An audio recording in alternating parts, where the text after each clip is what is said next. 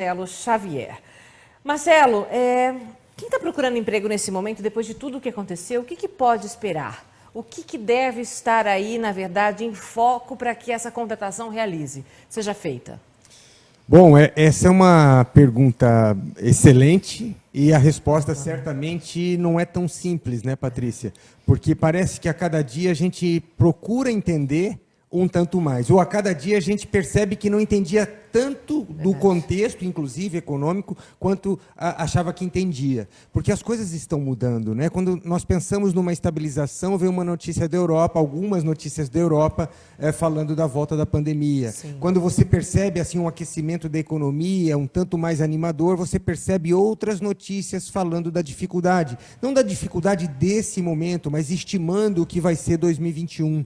Então, é um momento de adaptação bastante importante e é muito difícil, e eu sugiro que as pessoas desconfiem de consultorias que venham e cravem como é que vai ser o futuro. Tá? Porque está todo mundo assistindo, né? Procurando estimar o que vai acontecer para tomar as próprias decisões, mas assistindo. Mas o que me parece muito claro é que nós vamos sempre precisar de pessoas com nível de preparação para aquilo que elas estão habituadas a fazer ou querem fazer, se propõem a fazer, um nível de preparação superior. Né? Porque o mercado certamente estará mais competitivo. A quantidade de oportunidades hoje, e muito provavelmente no primeiro semestre de 21, não vai ser o que vinha sendo, de repente, há 2, 3, 4, 5 anos para trás. Não que estava muito bom, mas agora está no momento de recessão, efetivamente. Então, é preciso que a pessoa foque no próprio aprimoramento, inclusive que aproveite muito bem esse tempo para seguir melhorando, para seguir se aprimorando, para ter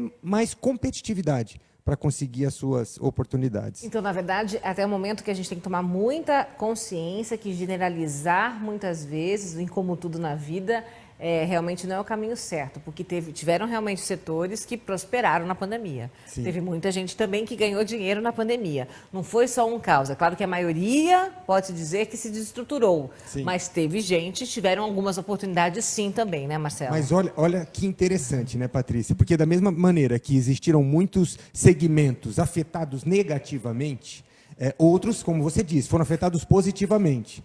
Mas e passada a pandemia? E aí? Como ficam esses que foram afetados positivamente? Né? Será que se mantém bem? Será que se mantém com um bom diferencial? Será que se mantém com muitos clientes? Né? Ou será que vai ter uma queda à medida que se estabiliza a condição da pandemia, à medida que, quem sabe, a gente torce profundamente por isso, que as vacinas se tornem eficientes e eficazes? Será que esse contexto fica igual para quem teve um boom de performance no momento da pandemia?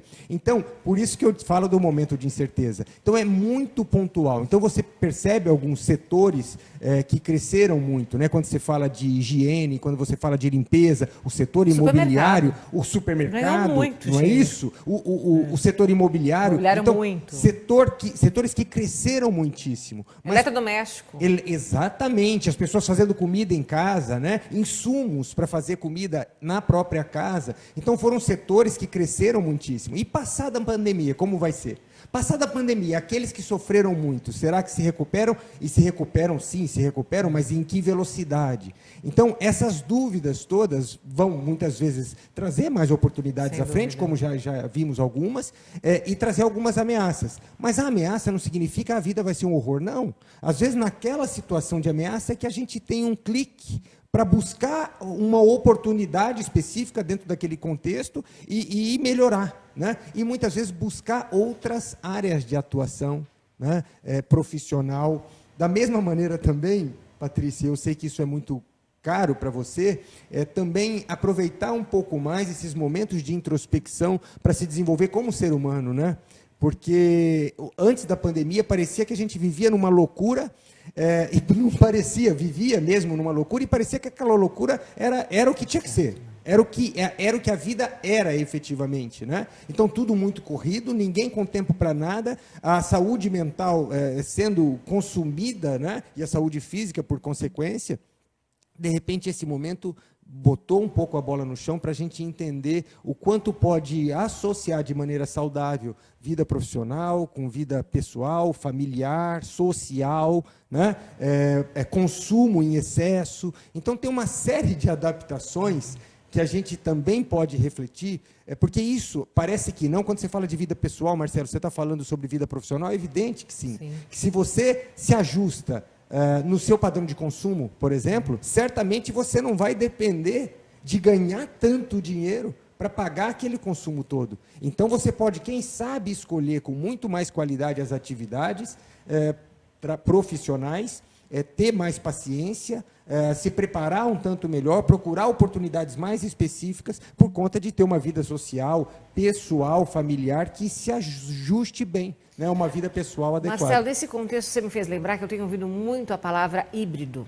Híbrido no sentido, tanto no sentido da implementação educacional, quanto no sentido também que nós todos agora, né, nas nossas performances, a gente tem que ser mais híbrido, que também cabe a uma capacidade muito rápida de se adequar às situações e de dominar várias ferramentas. Você acredita que ser híbrido vai ser uma característica realmente que vai predominar e que vai exigir da gente agora, nesse contexto em que a gente está inserido? É interessante. Conversando, Patrícia, nesse final de semana com meu irmão, ele trabalha numa grande empresa brasileira, no estado de São Paulo. Ele trabalha prestando serviço no Brasil todo, mas a sede é no estado de São Paulo, e ele discutindo com algumas pessoas lá do nível de direção, e aí entendeu-se o seguinte, que independente do setor de atuação profissional, vai ser um setor ligado à tecnologia, de alguma forma. Né? De alguma forma. Então, quais são os profissionais hoje que não têm que entender um tanto mais de tecnologia, que não têm que entender um tanto mais de globalização, né? Que não tem que querer saber, do ponto de vista da cultura geral, ou da política, da economia, o que é que está acontecendo, não só na sua região, mas no país, no continente e no mundo como um todo. Então, do ponto de vista cultural, social, do ponto de vista do conhecimento específico, é muito importante, e da tecnologia, certamente, é muito importante esse conhecimento amplo, né? E o que dá essa visão ecológica, né, para esse profissional híbrido. O que é essa visão ecológica? Essa visão sistêmica, a visão do todo. Você conseguir enxergar que a coisa é muito mais ampla do que aquele mundo que você entendia vivendo naquela atividade profissional, né? Ou dentro da sua casa ali fechadinho. Quanto mais nós entendermos, não é que a gente tem que ganhar o mundo, não é isso, mas entender o mundo para agir localmente de maneira inteligente. E você acredita que nessa nova tendência, que é uma grande preocupação também, no contexto da relação do trabalho, as pessoas tendem a ser mais CLT, tendem a ser mais PJ, tendem a realmente praticar mais o home office do que o presencial? Muitos se falam realmente, né, até no caos de Manhattan, por exemplo, que aqueles escritórios parece que vão deixar realmente de se existir, e se existir vai ser uma ocupação muito. Grandes bancos do Brasil já estão pensando no presencial se voltar para o ano que vem, e olha lá ainda no outro modelo. Home office é uma realidade. Vi um dia desses os grandes presidentes, né, do Itaú, de todos esses grandes bancos, falando, home office realmente é uma realidade. A gente entendeu que aquele profissional ele produz mais assim. Mas existem muitos ainda empregados que preferem o modelo CLT porque isso os passa uma segurança. E a gente pode falar de uma segurança realmente muito, entre aspas, dessa relação mercado de trabalho. Como é que fica essa visão e como também ajudar essas pessoas que ainda, de repente, não pararam para pensar que existe a possibilidade, de repente, da CLT e se afunilando cada vez mais? Então, assim, a gente talvez possa subdividir em dois pontos. Uma, essa questão do CLT e do PJ, né, da pessoa jurídica, e talvez a outra questão com relação ao home office.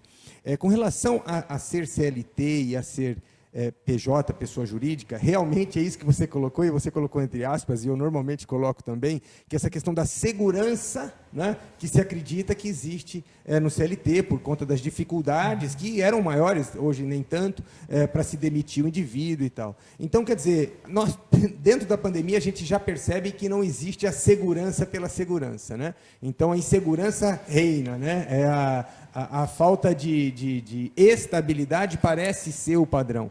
Então, e o grande ponto é, qual é a demanda desses empregadores, desses contratantes? Talvez nem enxergar mais como um empregador, mas enxergar como um contratante. Alguém que vai te contratar para você fazer um bom trabalho, independente do regime de trabalho, né? E a segurança, esse é um ponto importante, a segurança está na nossa capacidade de prestar serviços, e não num regime de trabalho, né? Ter essa noção. Como mudar essa... Não é simples, porque as pessoas são educadas, né, Patrícia, a sua geração não, mas a minha foi, a anterior à minha foi, que é a ideia de prestar um concurso público para ter segurança. Aí você está feito na vida, essa é a frase, né? Exato. Aí você está seguro, você está feito. Então as pessoas vêm Exato. sendo educadas, especialmente no Brasil, em alguns outros países, mas no Brasil, para isso, para a ideia da segurança, de um trabalho registrado, em carteira, né? Se for público, então melhor ainda, por conta da segurança. E nós estamos percebendo vários funcionários do funcionalismo público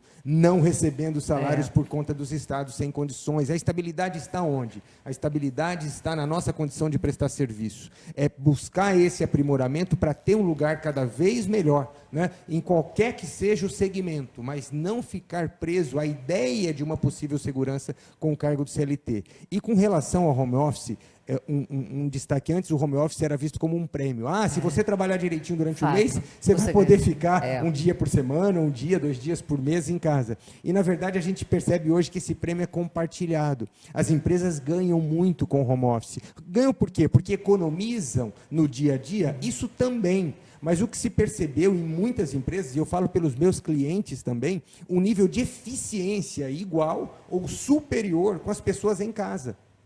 As pessoas estão mais satisfeitas trabalhando, apesar de algumas dificuldades, evidente, como você disse, algumas pessoas preferem estar no escritório, mas várias pesquisas que eu pude ler ao longo da pandemia e de 3 clientes que fizeram essa pesquisa com os próprios funcionários, observaram que de 70% a 80% dos funcionários preferem o regime home office.